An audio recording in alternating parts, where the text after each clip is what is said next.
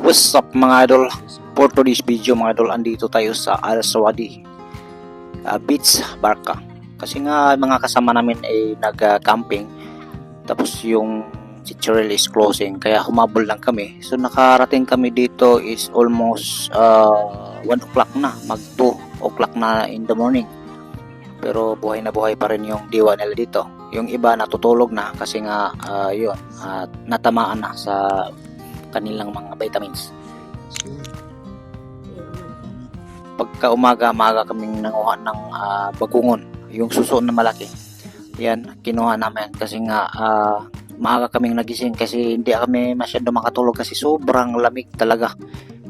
Di kami nakapagdala ng yung carpet or pang anunan.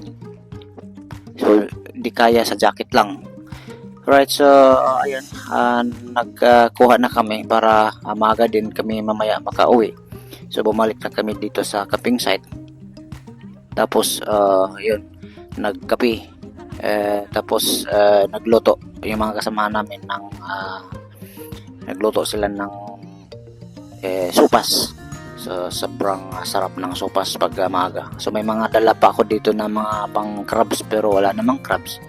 Kaya bumalik na ako dito para makakapi rin. Pero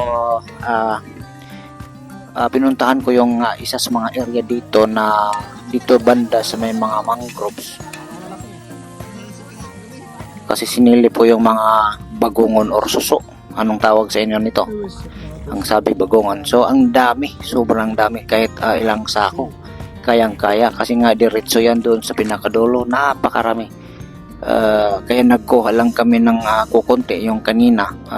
Nagkuha lang kami ng kaya lang namin dalhin kasi mabigat din. At saka iilan lang naman din ang aming mabigyan kasi nga yung sure na talagang kakain din. Kaya dito banda is naghanap ako ng mga baka may mga crabs na hindi nakatago or na-trap kasi nga low tide na to. Pero sobrang lalim pa kasi nga kulang pa ng 2 hours para siya mag low tide talaga. Pero kasi nga nagbabalak na kaming uuwi ng 10. So hindi na kaya kasi nga 9 na 11 yung low tide. So dito bumalik na ako dito para mag-prefer na para makauwi na kami. Kasi nga malayo-layo din ang Al Sawadee to Muscat. Almost 1 hour din. Nasa kami, Al Mawali. So ayan, kaya sinipti ko na yung dala kong nakuha na bagungon. Ayan. Kaya pagdating dito nilinisan ko na. Tapos nung pinatay ko muna.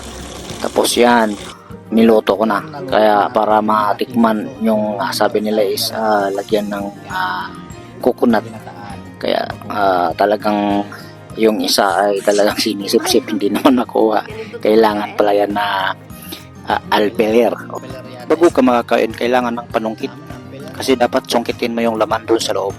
Kaya sobrang silence mga idol kasi nga makakain ka man pero yun, dapat pagtiyagaan mong sungkitin yung laman doon sa loob.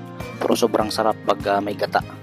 Kaya try nyo mga idol. So yun lang, dito na lang magtatapos. Thank you for watching.